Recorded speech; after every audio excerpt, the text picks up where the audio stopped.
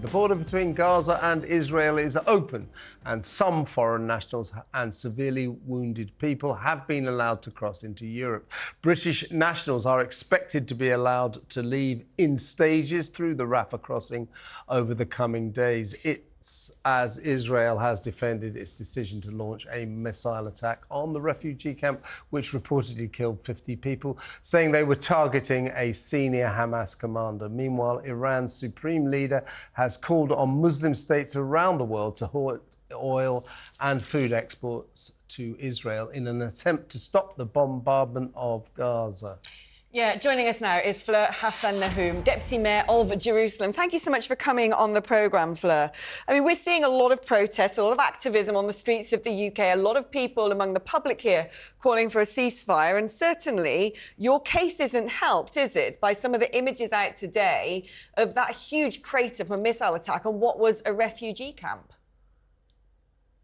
Well, you know, unfortunately, even though we left in 2005 and the Palestinian leadership, which then turned into a brutal takeover by Hamas in 2007, there's no reason why there should be any refugee camps anywhere. The territory was their autonomy. The territory had to be developed by them. And so the fact that we're even talking about a refugee camp just tells you what these people have been doing with all the foreign aid that has been sent to them, instead of actually building a better future for their people. What they've been doing is building an underground terror network where they cowardly hide and they let their people stay on top.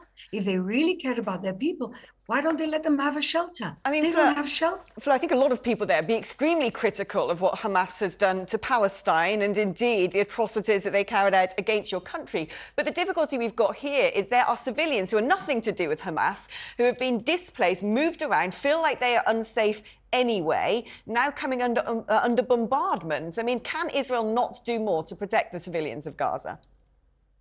Well, you know, it's interesting that you say that, but we do more than the Hamas do for their own people. We warn. We asked everybody in northern Gaza to move to southern Gaza because that's where we know the heaviest terror infrastructure is. And most people have moved to southern Gaza. And let me tell you who was stopping people moving to southern Gaza, and that was Hamas itself. They were roadblocking and they were shooting people that were trying to escape for safety. You just reported on the Rafah border opening. It was Hamas that wasn't letting British nationals and American nationals out of Gaza, not anybody else.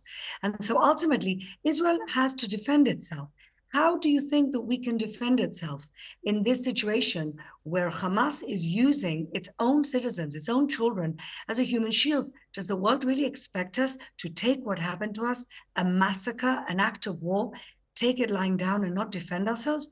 We don't want, it's not our intention to harm the innocents, but they've created a situation where they put innocents in harm's way in order for the pictures to come up and for the whole world to say, look what Israel's doing, when it's them who've done this. And if they really cared about their people, why don't they open their underground shelters and let them in? Fleur, an underplayed element of all of this is obviously your Prime Minister Benjamin Netanyahu very movingly, I thought, the other night explained why there would be no ceasefire. A mesmerising performance, whatever you think of that stance. He said it was his responsibility. So around the world, you've heard it, this chorus of do-gooders really saying, oh, the ceasefire, humanitarian, you know, must save the children and the innocents. And we all worry about the children and the innocents, of course. Israel, we know why Israel doesn't want a ceasefire. So people say, oh, that's terrible. Israel won't call a ceasefire. The underplayed element of this is Hamas, your enemy, does not want a ceasefire either. So if you have a conflict, a war, in which both sides don't want a ceasefire, it seems to me almost spurious, a waste of time to call for a ceasefire. Well, we had a ceasefire and that was broken in October the 7th. We had a ceasefire from last year. They broke the ceasefire. And for Israel, right at this point, a ceasefire would be surrender. Plus, what about our 240 hostages, amongst them 5-month-old babies. Nobody's talking about them. Nobody's talking about their human rights, or whether they're getting any medical attention, or whether they're using our own people as their human shields. And so I understand that people think that they're doing the right thing by calling for ceasefire. But for Israel, ceasefire would mean surrender and giving up on the 1,400 people who were brutally murdered every day.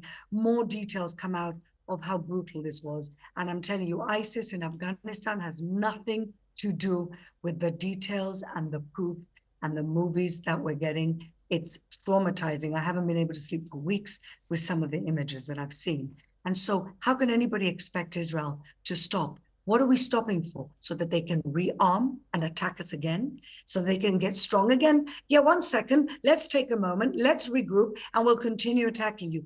2 days ago here in Jerusalem, there was a siren and a missile fell in Bethlehem. Now, Bethlehem is an Arab city, which is 2 kilometers from where I live. They don't want a ceasefire. They're sending rockets all the time to Israel.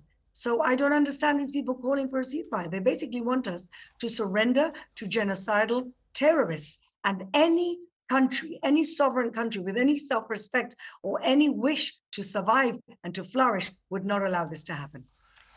We're also hearing, Fleur, that on October the 7th, that awful day which will go down in history as a day of horror, when grotesque war crimes were committed. We won't go through them again. And a lot of us are asking around the world, how could any human being do what those Hamas, I was going to call them soldiers, those Hamas thugs did? They're terrorists. Terrorists is almost too good a word for them. They're thugs.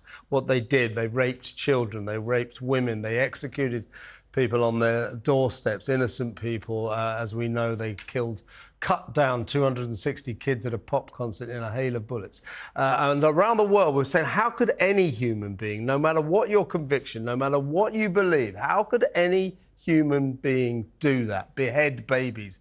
Well, we're hearing now, Fleur, that these Hamas people that invaded Israel on October the 7th were actually high on a cocktail of drugs, particularly amphetamines, to the extent that their sensibilities were dulled and they were able to commit these atrocities. Are you hearing this too?